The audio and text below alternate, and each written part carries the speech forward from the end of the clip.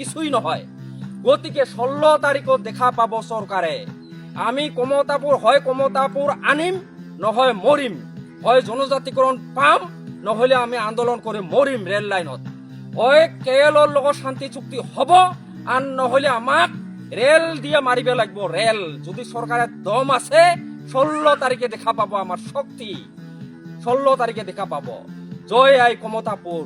ধন্যবাদ। কেএলও জিন্দাবাদ, কেএলও জিন্দাবাদ, কেএসডিসি জিন্দাবাদ। দ্রুত কেএলও শান্তি চুক্তির দাবি 16 ডিসেম্বর অনাদিষ্টকালীন রেলপথ অবরোধের ডাক দিছে কমতাপুর স্টেট ডিমান্ড কাউন্সিল ছোট করে কেএসডিসি আক্রাসু ইউজি আক্রাসু জিসিপিএ আকসু কেপিপিইউ কজরাজবংশী সম্মেলনী ইউজি কজরাজবংশী সম্মেলনী যৌথ উদ্যোগ ও সর্বাত্মকভাবে প্রভাব ফেলার জন্য প্রতিখান গ্রামে গ্রামে সজাগতা সভা আহ্বান করা দেখা গেল।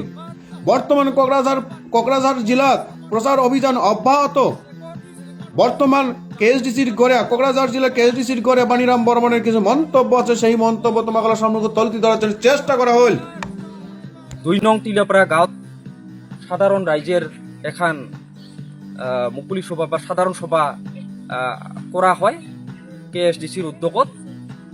মিটিংয়ের আজির মেইন উদ্দেশ্য হল আইসা 16 ডিসেম্বরত Kamtapur state demand council AKRASU GCPA KPP UG AKRASU আদি করে কোচ রাজবংশীর আসাম বেঙ্গল বিহার অর্থাৎ কমতাপুরের ভৌগোলিক চারিসীমার ভিতরত থাকা যতগুলো সংগঠন আছে সবাই মিলি যৌথভাবে রেল ব্লক অনির্দিষ্টকালের জন্য ইতিমধ্যে কার্যসূচী নেওয়া হয়েছে।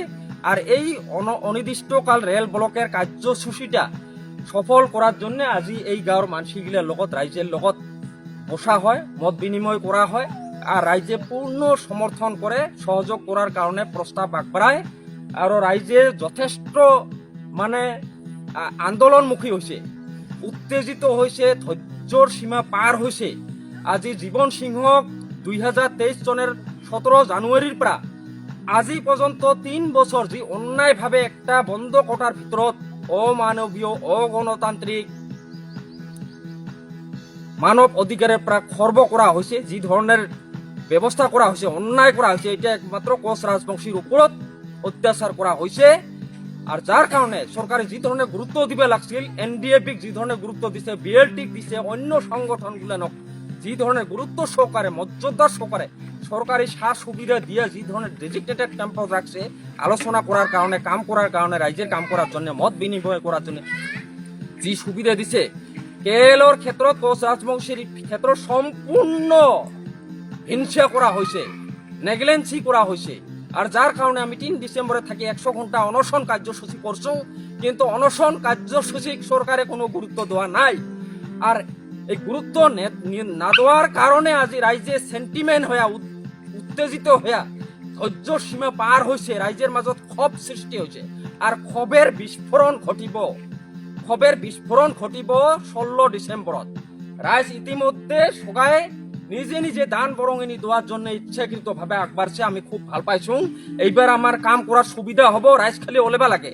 বিভিন্ন জনে ধান আগবাড়াইছে, কাইবা 1 মন, কাইবা 1.5 মন, 2 মন, 2 পাল্লা, কাইবা কলা, কাইবা নারিকল। খুব আনন্দ লাগছে, ভাল লাগছে। এইটা সবাই আগবাড়ি আইসো। লাখ লাখ জনতা রেল লাইনও যায়া বসিয়া থাকো নিজের অধিকার সাব্যস্ত করার জন্য। এইখান সরকারের প্রতি আমার আস্থা নাই, ভরসা নাই। কারণ আমাক যে ধরনের লাঞ্ছনা বঞ্চনা করিয়াছে, প্রতিবেদনের নামে যে ধরনের নাটক করছে, আজ এই প্রতিবেদনের কোনো প্রয়োজনে নাই।